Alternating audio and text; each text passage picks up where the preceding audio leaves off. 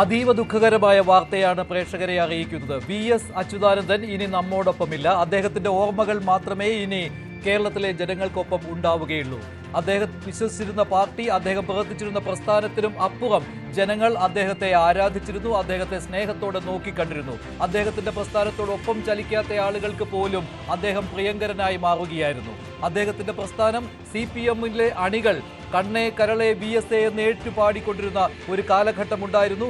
അവിടെ നിന്ന് വളർച്ചയുടെ പടവുകൾ ചവിട്ടിക്കയറി അധ്വാന വർഗത്തിന്റെയും അതുപോലെ തന്നെ വേദനിക്കുന്നവരുടെയും ആശ്രയമായി ഒരു കാലഘട്ടത്തിന്റെ പ്രതീക്ഷയായി മാറിയിരുന്ന വി.എസ്. അച്യുതാനന്ദൻ ഇനി നമ്മോടൊപ്പമില്ല. വി.എസ്. വിടവാങ്ങിയിരിക്കുകയാണ്. 3:20 തിരുവനന്തപുരം SUT ആശുപത്രിയിലായിരുന്നു അന്ത്യം. വി.എസിന്റെ പ്രിയപ്പെട്ട നേതാക്കൾ അദ്ദേഹത്തെ അവസാനമായി കാണാൻ എത്തിയിരുന്നു. SUT ആശുപത്രിയിലേക്ക് നേതാക്കളുടെ പ്രവാഹമായിരുന്നു ഉച്ചയ്ക്ക് ശേഷം. മുഖ്യമന്ത്രി പിണറായി വിജയൻ എത്തിയിരുന്നു. അതോടൊപ്പം തന്നെ മന്ത്രിമാർ അദ്ദേഹത്തോടൊപ്പം ഉണ്ടായിരുന്നു. CPM സംസ്ഥാന സെക്രട്ടറി MV ഗോവിന്ദനും ഉണ്ടായിരുന്നു. വി.എസിന്റെ ഭൗതിക ശരീരം അല്പസമയത്തിനകം AKG സെന്ററിലേക്ക് കൊണ്ടുവരും. തിരുവനന്തപുരത്ത് AKG സെന്ററിൽ അദ്ദേഹത്തിന്റെ മൃതദേഹം പൊതുദർശനത്തിനായി വെക്കുക. ഏതാണ്ട് 5 മണിയോടെയാണ്. നാളെ രാവിലെ 9 മണിക്ക് തിരുവനന്തപുരം ദർബാർ ഹാളിൽ പൊതുദർശനം തുടങ്ങും. ഉച്ചയ്ക്ക് ശേഷം ആലപ്പുഴയിലേക്ക്, അദ്ദേഹത്തിന്റെ തട്ടകമായ ആലപ്പുഴയിലേക്ക് കൊണ്ടുപോകും. മറ്റന്നാളായിരിക്കും സംസ്കാരം നടക്കുക. വി.എസ്. അച്യുതാനന്ദൻ ഇല്ല, വിപ്ലവ സൂര്യൻ, അങ്ങനെ ഒരുപാട് വിശേഷണങ്ങളുമായി കേരള രാഷ്ട്രീയത്തിൽ നിറഞ്ഞു നിന്ന വി.എസ്. അച്യുതാനന്ദൻ 102-ാം വയസ്സിൽ നമ്മെ വിട്ടുപിരിഞ്ഞിരിക്കുകയാണ്. മുൻ മുഖ്യമന്ത്രി, മുൻ പ്രതിപക്ഷ നേതാവ്, CPM-ന്റെ സമാരാധ്യനായ നേതാവ്, CPM-ന്റെ മുൻ സംസ്ഥാന സെക്രട്ടറി, പോളിറ്റ് ബ്യൂറോ അംഗം, കേന്ദ്ര കമ്മിറ്റി അംഗം, അങ്ങനെ ഒട്ടേറെ നിലകളിൽ പ്രവർത്തിച്ച 1964-ൽ പാർട്ടി പിളർന്നപ്പോൾ ഒപ്പമുണ്ടായിരുന്ന നേതാക്കളിൽ ഇന്ന് ജീവിച്ചിരിക്കുന്ന ഏക ഒരാളായിരുന്നു വി.എസ്. അച്യുതാനന്ദൻ. അങ്ങനെ അവസാനത്തെയാളും വിടവാങ്ങിയിരിക്കുകയാണ്. അദ്ദേഹത്തിന്റെ ജീവിതം മുഴുവൻ പോരാട്ടങ്ങളുടെ ജീവിതമായിരുന്നു. 1923-ൽ ജനിച്ച അദ്ദേഹം 1940 മുതൽ പോരാട്ട രംഗത്തുണ്ടായിരുന്നു.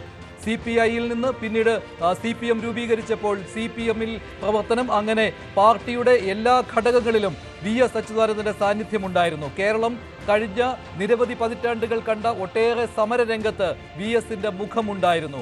അത് വി.എസ്. മുൻപന്തിയിൽ നിന്ന് നയിച്ച സമരങ്ങളും വി.എസിന്റെ പിന്തുണയിൽ ഉണ്ടായിരുന്ന സമരങ്ങളും ഒക്കെ അതോടൊപ്പം ഉണ്ടായിരുന്നു. വി.എസ്. അച്യുതാനന്ദൻ കേരള രാഷ്ട്രീയത്തിന്റെ ഒരു നിറ സാന്നിധ്യമായിരുന്നു. അദ്ദേഹം അവസാന ശ്വാസം വരെയും കേരള രാഷ്ട്രീയത്തിലെ ഓരോ ചലനങ്ങൾക്കൊപ്പവും സഞ്ചരിച്ച ആളാണ്.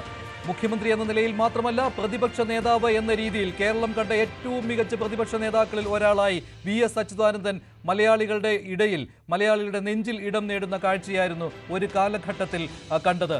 പ്രിയങ്കരനായ വി.എസിന് വിട നൽകുകയാണ് രാഷ്ട്രീയ കേരളം, സാമൂഹ്യ കേരളം. വി.എസിനെ ആരാധിക്കുന്നവർ ഒട്ടേറെ പേർ. അദ്ദേഹത്തിന്റെ വിയോഗ വാർത്ത ദുഃഖിപ്പിക്കുമെന്ന കാര്യത്തിൽ യാതൊരു സംശയവുമില്ല. അദ്ദേഹത്തിന്റെ ആരോഗ്യസ്ഥിതി അറിയുന്നതിന് വേണ്ടി കഴിഞ്ഞ ദിവസങ്ങളിൽ ഒട്ടേറെ ആളുകൾ SUT ആശുപത്രിയിൽ വിളിച്ചന്വേഷിച്ചിരുന്നു. അദ്ദേഹത്തിന്റെ എന്തായാലും ഈ ഘട്ടത്തിൽ അദ്ദേഹത്തിന്റെ വിയോഗ വാർത്തയാണ് അറിയിക്കുന്നത്. 1923-ൽ ജനനം, 102-ാം വയസ്സിൽ അന്ത്യം. ധന്യമാർന്ന ഒരു ജീവിതത്തിന് അന്ത്യം കുറിച്ചിരിക്കുകയാണ്. ലാൽ സലാം വി.എസ്. എന്നേ പറയുവാൻ കഴിയുകയുള്ളൂ. കമ്മ്യൂണിസ്റ്റ് അതികായനായി അദ്ദേഹത്തെ വിശേഷിപ്പിക്കാം. ഇപ്പോൾ കൂടുതൽ വിവരങ്ങൾ നൽകുന്നതിന് വേണ്ടി TG സജിത്തുണ്ട്, ഒപ്പം VV അരുണുണ്ട്. സജിത്ത്, എന്തായാലും ഇതുവരെ എന്തൊക്കെയാണ് അദ്ദേഹത്തിന്റെ നേതാക്കൾ പറഞ്ഞിരിക്കുന്നത്? അദ്ദേഹത്തിന്റെ ഭൗതിക ശരീരം AKG സെന്ററിലേക്ക് എപ്പോൾ കൊണ്ടുപോകും? എന്താണ് ഇപ്പോഴത്തെ വിവരങ്ങൾ?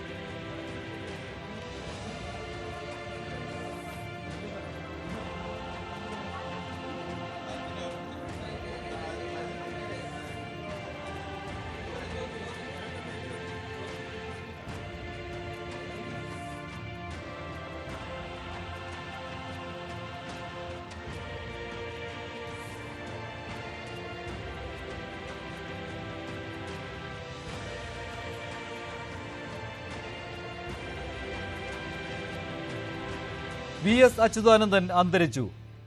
1940 മുതൽ, അതായത് 8 പതിറ്റാണ്ടോളം കേരള രാഷ്ട്രീയത്തിന്റെ നിറസാന്നിധ്യം എന്ന് വേണമെങ്കിൽ വി.എസ്. അച്യുതാനന്ദനെ വിശേഷിപ്പിക്കാം. അത് തന്നെയായിരുന്നു വി.എസ്. അദ്ദേഹം കേരള രാഷ്ട്രീയത്തിൽ ചെലുത്തിയ സ്വാധീനം, കേരളത്തിലെ സാമൂഹ്യ ജീവിതത്തിൽ ചെലുത്തിയ സ്വാധീനം, അത് വർണ്ണിക്കാൻ പറ്റാത്ത വിധത്തിൽ ഉള്ളതാണ്. 1940 മുതൽ 1957 മുതലുള്ള വി.എസ്. ആയിരുന്നില്ല 1957 മുതൽ 1967 വരെ. 1967 മുതൽ അദ്ദേഹം പാർലമെന്ററി രാഷ്ട്രീയത്തിലായിരുന്നു. അതിനുശേഷം 1980 മുതൽ 1992 വരെ സംഘടനാ രംഗത്ത് സജീവമാവുകയായിരുന്നു. ഇപ്പോൾ CPM